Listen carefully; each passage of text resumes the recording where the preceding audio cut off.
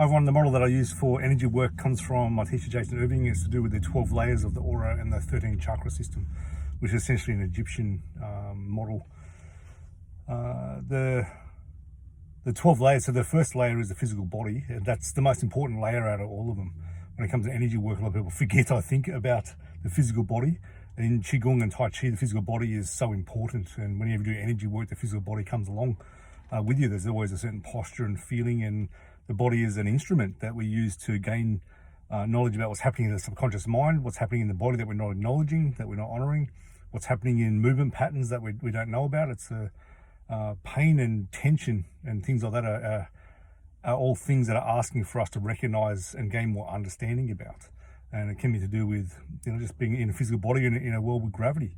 It's like the body needs a certain amount of strength, and the research coming out for function as you get older, the stronger you are, and doing strength training is what keeps you more functional. You just have to watch an elderly person who looks really frail. When they fall over and they break a hip, for example, they don't usually recover after that. But someone who's more agile, has better balance, they're number one, they're less likely to fall for starters, but they already have a lot of strength, a lot of function. Those people bounce back. So even when you're young, strength is really important for a lot of issues and do with gravity and stuff like that. The first layer is meant to liquefy. So what that means is when you look at someone doing Tai Chi, the movement looks like it's fluid moving through the body. The way that the force and the muscles and the joints move, it's like a hinge joint that just open and closes, like the elbow. It moves as if it's a ball bearing, and it's because the other joints become involved in it too. It's like a flowing motion. So the body needs to liquefy for power to move through the body, for the joints to not be kinked. You see people walking, it looks like their knees on a constant leg lock. Like in martial arts, someone's locked their leg and that just causes injury to the joint. But they're walking on that thousands of times a day.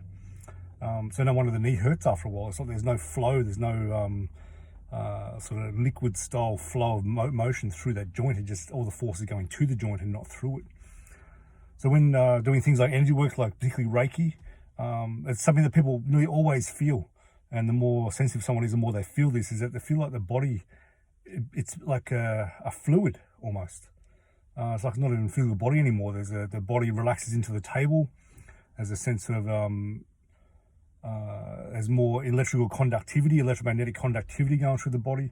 There's more sense of connection with the emotional body, with the mental body, and any spiritual themes that are going on as well. So the physical body is meant to liquefy, and what that also means is that you can access things and things move like there's a flow. People say, I just felt that leave me right now, left through my right leg. I just feel that left leave through the top of my head, so it's going up through the central channel.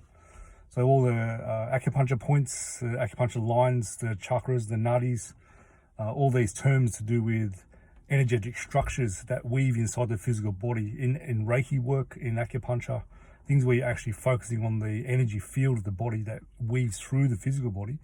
People feel things, and it's like there's a flow going through, like water.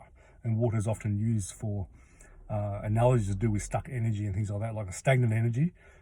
People stagnate energy in their throat, thoracic spine, lower back, pelvis, knees in particular. Shoulders can be as well. Stagnant energy is like a river that's been blocked up, and the water can't move anymore. It gets smelly, it gets stagnant. It doesn't look healthy. So the idea of doing acupuncture, psychosomatic work, energy work, where you're pouring essentially water through the system, you're helping the blockage to move, and you're flushing new water through the system, and it literally feels like that when we're doing it. It's extremely healthy, it's extremely healing doing that sort of stuff. So especially when we're usually things block because of emotion, and then thoughts can hold certain emotions in place, like fear blocks people from doing things in their life that just is too scary. One of the meanings of fear is fear means that you need to go there. It's your super highway to a more freer self. Anger will block people too. What if the anger that comes up when you're moving towards a goal is actually there to help you? And anger is, when you get blocked, so I can't go this direction that my mind wanted to go, what if there's a better way? The anger is showing there's a better way, and it's giving you the fuel. Anger is actually fuel for creativity and making movement in your life. That thing you felt was an obstacle is now giving you massive fuel to move further in your life. Just a matter of rerouting the mind. It's the mind that gets stuck. It gets limited in this pattern. I've got to do it this way. And this idea of flowing with things, that's very much connected with that. And it's not dismissing the emotions that are coming, I just flow around that emotion. No, I use that emotion, I unlock the emotion, and things flow better.